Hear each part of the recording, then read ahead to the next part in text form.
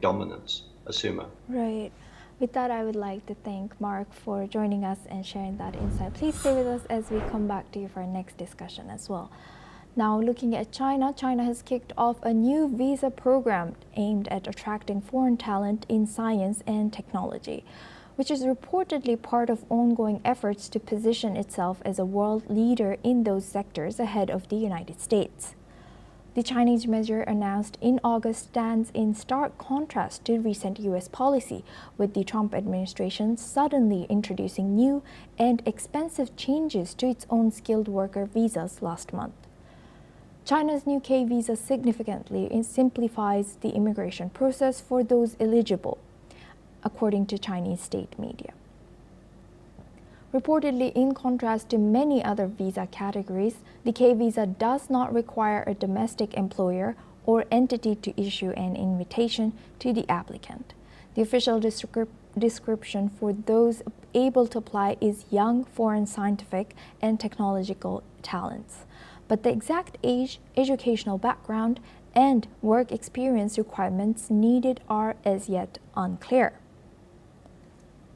Now we go back for this discussion to Mark Sutherland. He's a geopolitical commentator, joins us live from London. Thank you, Mark, for staying with us. Now, what do you think about this China's approach to attract skilled workers? And do you think that this recent changes, will this be enough to attract the talents which were going to U.S. maybe to get good jobs in U.S.? Do you think these talents will be, maybe we can call it brain drain to China?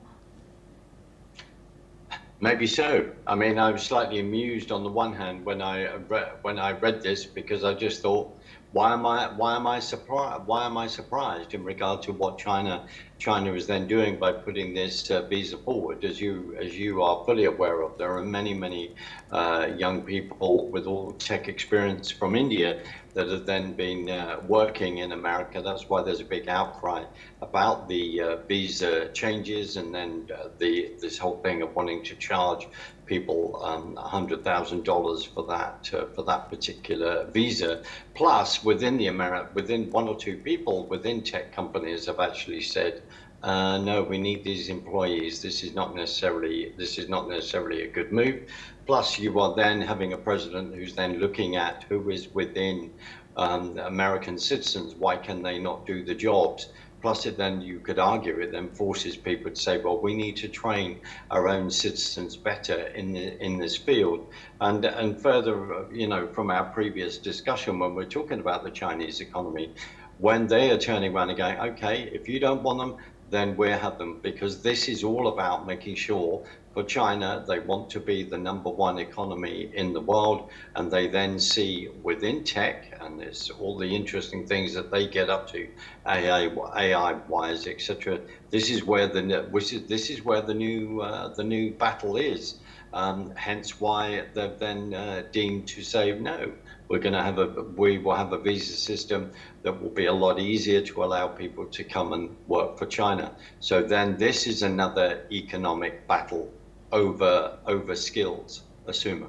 Right. And how do you view this K visa program for these technological talent? What implication might this have for US, UK, and other Western countries that are traditionally seen as the top destination for these skilled workers? Well, I think on one hand you could say it's fairly obvious, because if you've got another body outside that, the Chinese, that are competing for those skills as well, and then providing people with amazing salaries and amazing opportunities, then people will be very tempted to go there. Even if China is one big technocratic state, so that will be maybe a bit of a shock some of them to actually go and work there. But then again, when I use that phrase technocratic shock, they are then wanting to work within the tech sector. So ideologically, maybe they don't particularly have a problem. I have a problem with that. One of the challenges of the tech sector is particularly in AI, there's a lot of moral issues in regard to that and what you are then controlling, and can humanity then have control over AI and what you've released. If you then go into an ideology where it seems that there is a lesser of a moral code, then maybe people will be comfortable with that. But that's another huge issue that we have to look at. But at the end of the day, for China, this is about economic warfare and how much they can then damage the West and damage the US and get ahead. Assuming. Yes, and now looking at this again, Mark, how does this ambiguity or unclear agenda or requirements about this K visa, China's K visa, how do you think this will affect Western professionals' decisions to relocate? And do you think this move can pressure Western countries, US, also UK, to reevaluate their immigration policies for the skilled workers? You raise a very, very good question. I'm sure that as soon as China has released this, I'm sure that within America, within the Trump administration, within the business departments and people that run that and the various hats, they will then they will look at this immediately if they need to, and other Western countries then need to look at this. I mean, one of the problems is within Europe, or particularly within the UK, there is a massive there is going to be a brain drain. There's already a huge millionaire drain, because there's such high taxes in this country and within other parts of Europe. So it's not becoming competitive because it believes in this cooperative socialist ideology. So that is what we're seeing. But if the Americans are astute, they will then look at their visas, they will then pay attention to what tech companies are saying and what their demands are. And especially as President Trump is asking for companies like Apple, etc., to then take their products and their manufacturing base back to America. So with all these countries that are then wanting to, these companies are wanting to advance their technology, they then need the skills and the brains to do that. So maybe we're going to see a change. Maybe we'll see the $100,000 demand disappear.